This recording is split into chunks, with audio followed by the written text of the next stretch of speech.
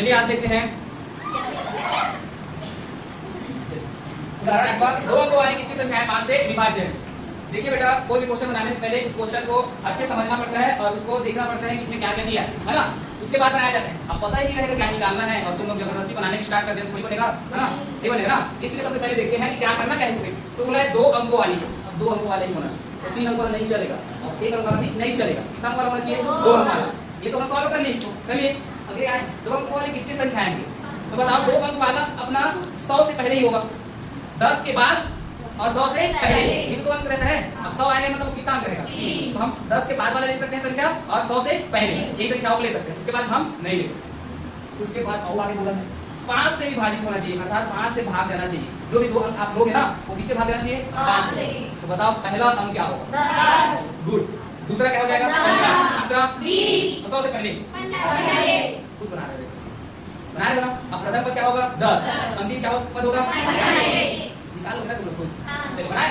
सबसे पहले क्या लिखेंगे? सॉल्यूशन। क्या लिखेंगे? सॉल्यूशन। उसके बाद लिखना दिया है 2 अंकों वाली संख्याएं, 2 अंकों वाली संख्याएं जो किससे विभाज्य है? 5 से विभाजित होता है। और कौन आ जाएगा बेटा? 10, उसके बाद 15, उसके बाद 20, उसके बाद 25। बस हो गए। उसके बाद 100 से पहले क्या आएगा? 95। अब बताओ 5 से 100 विभाजित है। अब इसके बाद हम क्या करते हैं? प्रथम पद। तो प्रथम पद कौन होगा बेटा? 10। कौन होगा? 10। प्रथम पद किसे दर्शाते हैं? a बराबर 10। सर्वांतर पद का सूत्र क्या होता है बेटा? किसे दर्शाते हैं? a2 minus a1। ये 1, ये 2, ये 3 और लास्ट के a रहता है ना, लास्ट l वाला। अब बताइए d बराबर a2 का मान क्या होगा? 15। a1 का मान क्या होगा? 10। समान चिन्ह क्या समान चिन्ह? असमान चिन्ह छूटता है घटता है? घटा दो। प्लस 5 माइनस 5 क्यों प्लस 5? और सामने प्लस और इधर सामने समान चिन्ह का समान चिन्ह असमान चिन्ह घटता है। 15 में से 10 गया 5, बड़ा चिन्ह सामने वाला चिन्ह लगता है। d का मान कितना आ गया? 5। और अंतिम पद क्या दिया है बताओ? अंतिम पद क्या है तुम्हारा? l से लगाते हैं लास्ट का फर्स्ट लेटर क्या होगा? l का मान कितना है? 95। हो गया। ज्ञात क्या करना बेटा? पदों की संख्या। तो पदों की संख्या तो किससे दर्शाते हैं? n से। किससे दर्शाते हैं? n से। तो n का मान हमें क्या करना है? ज्ञात करना है। क्या करना है? ज्ञात करना। निकाले। अब बताइए अंतिम पद का फॉर्मूला क्या होता है? n प्लस n बराबर a plus n minus 1b। l का मान रखें कितना है? l का मान 95, a का मान 10 प्लस n का मान निकालना है, उसको 10 का प्लस उतार दो। d का मान क्या है बताओ? d का मान क्या है? 5, अर्थात 95 प्लस 10 घटाएगा तो बराबर प्लस 5 का गुणा प्लस n से होगा, तो प्लस और प्लस 5 का गुणा n से होगा तो 5n। 5 प्लस में है और 1 किसमें है? प्लस और माइनस 5 एक कम। अब 95 में 10 गया 85 और माइनस 5 इधर आएगा तो प्लस 5 बराबर कितना हो गया? 5n।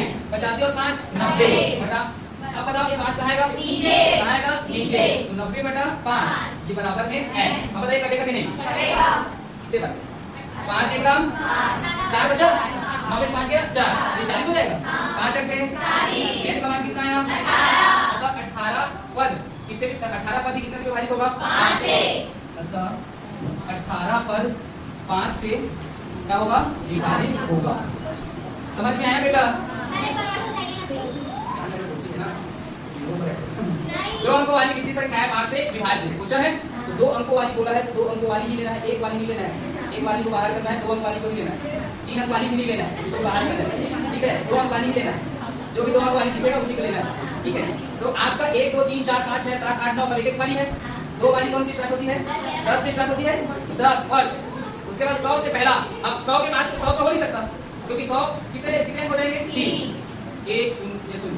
ठीक हो गया। तो 100 से पहले 99 आता है, फिर 98 फिर 97 96 95।